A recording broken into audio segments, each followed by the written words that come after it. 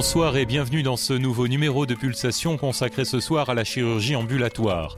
Ce type de chirurgie où le patient entre à l'hôpital le matin et ressort le jour même représente aujourd'hui une grande part de l'activité chirurgicale programmée, 30% en Suisse, jusqu'à 50% en Finlande et même 80% dans le continent nord-américain.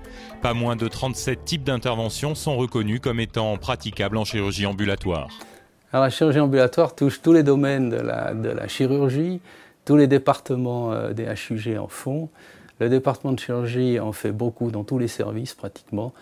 On met l'accent sur la chirurgie viscérale avec les hernies, avec la vésicule, en orthopédie, avec la chirurgie de la main, avec la chirurgie du genou, la chirurgie des grosses articulations, en chirurgie esthétique et reconstructive, en chirurgie maxillofaciale.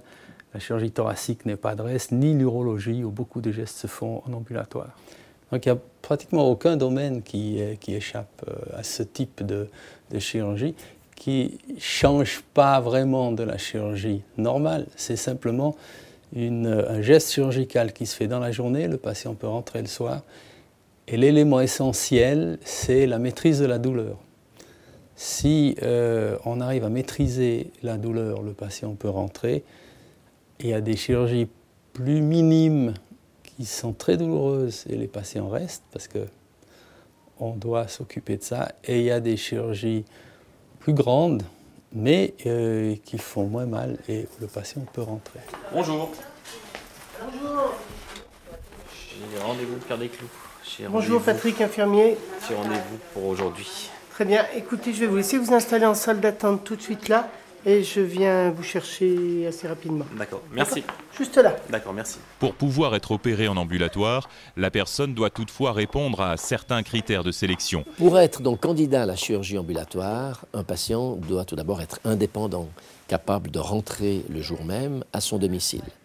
Deuxièmement, il doit être en bonne santé, il ne doit pas avoir de problème de santé particulier, hormis celui bien sûr qui l'amène à être opéré. Troisièmement, on doit s'assurer que la première nuit ne soit pas seul à domicile, que quelqu'un soit avec lui. Et puis, bien sûr, quatrièmement, le patient doit être d'accord d'avoir cette chirurgie ambulatoirement. C'est à la fois un bénéfice pour lui, parce qu'il rentre chez lui le jour même. Ça peut être quelquefois un peu plus stressant, parce que la première nuit, il est à son domicile et non pas dans un lit d'hôpital. Ces critères d'admission ainsi que le souhait ou non du patient sont évalués lors des consultations préopératoires menées par un chirurgien puis par un anesthésiste. Bonjour Monsieur Desclous, mon nom est Schiffer, je suis médecin anesthésiste. Bonjour docteur. Je vous vois en fait à la demande de mes collègues chirurgiens qui vous ont proposé une opération de hernie. Oui, c'est ça. Une hernie inguinale à droite. À droite, exactement. Très bien, très bien. Donc vous avez rempli un questionnaire de santé, j'ai vu tout ça, ça m'a permis déjà de compléter un petit peu mon dossier. Mais je vais encore revoir quelques détails avec vous. Oui. Monsieur Merski, bonjour. Patrick, infirmier. Le jour de l'opération, le patient vient directement dans l'unité.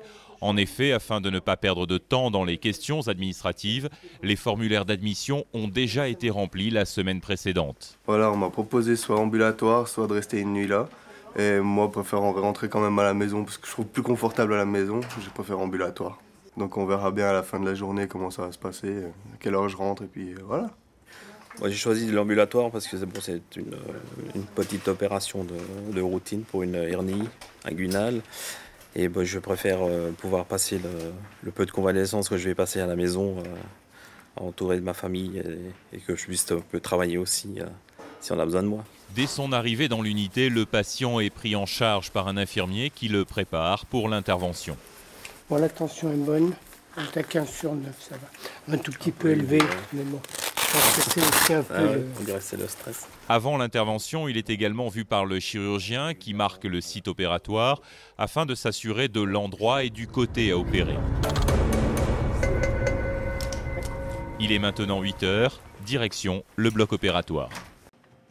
L'opération de la hernie est particulièrement propice à la chirurgie ambulatoire car a priori ce type de chirurgie n'entraîne pas de complications post-opératoires. Si les actes chirurgicaux réalisés en ambulatoire ont augmenté ces dernières années, c'est notamment en raison du développement de la chirurgie minimalement invasive qui entraîne moins de douleurs et moins d'infections post-opératoires. Le chirurgien va choisir une intervention dont il sait, dont il pense qu'a priori, elle ne sera suivie d'aucune complication post-opératoire. Alors en chirurgie abdominale, typiquement c'est bien sûr l'opération de la hernie inguinale, mais c'est aussi pour certains patients l'intervention de la vésicule biliaire. Les progrès réalisés en anesthésie ont eux aussi très largement participé au développement de la chirurgie ambulatoire. L'anesthésie contribue au développement de la chirurgie ambulatoire parce que les techniques sont devenues modernes. On utilise une pharmacie, une pharmacopée de médicaments modernes qui sont peu transformés, peu métabolisés par l'organisme humain, c'est-à-dire que le patient il les reçoit et les élimine pratiquement tels quels, sans qu'ils soient transformés. Par exemple, les gaz qui vont maintenir l'état hypnotique du patient ne sont pas du tout transformés par l'organisme. Vous les respirez et le patient les exhale ensuite et se réveille. Donc on les administre le temps de la chirurgie, c'est-à-dire que le patient ne dort pratiquement que pendant la chirurgie. Après environ 1 heure d'intervention, Pierre est emmené en salle de réveil. Une attention particulière est portée à la gestion de la douleur. Si on devait évaluer la douleur là, entre 0 et 10, 10 c'est une douleur insupportable, 0 l'absence de douleur, vous vous situez à peu près où? Bon, dans les deux. Dans les deux, très bien, très bien. Maintenant, en salle de réveil déjà, puis ensuite dans les étages, on va le questionner plusieurs fois sur sa douleur, son niveau de douleur. Maintenant, il a pas mal parce qu'il a eu une infiltration par des anesthésiques locaux sur le site opératoire, chirurgical. Mais ça va progressivement un petit peu se réveiller et nous, on va anticiper l'apparition de cette douleur. On va lui donner des médicaments antidouleurs, maintenant par la veine, en salle de réveil, on utilise le cathéter, puis ensuite à midi lorsqu'il mangera par la bouche, et c'est une prescription qu'il aura ensuite à la maison également. Mais néanmoins, tout au long de la journée, on verra si ça suffit, et si ça ne suffit pas, il y a des compléments qu'on peut administrer également.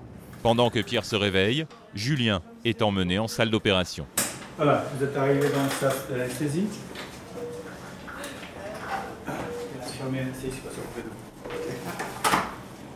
Bonjour monsieur. Bonjour. Je vais vous demander de me donner votre nom, votre Nemeskeri Julien, votre date de naissance. le 3 du 4 84. Voilà. Et l'endroit où on opère. On opère de quoi? Hernie. Oui. De quel côté? Droite. À droite. C'est signé? Je vais Oui. me permettre de regarder. Oui, hein. oui, oui.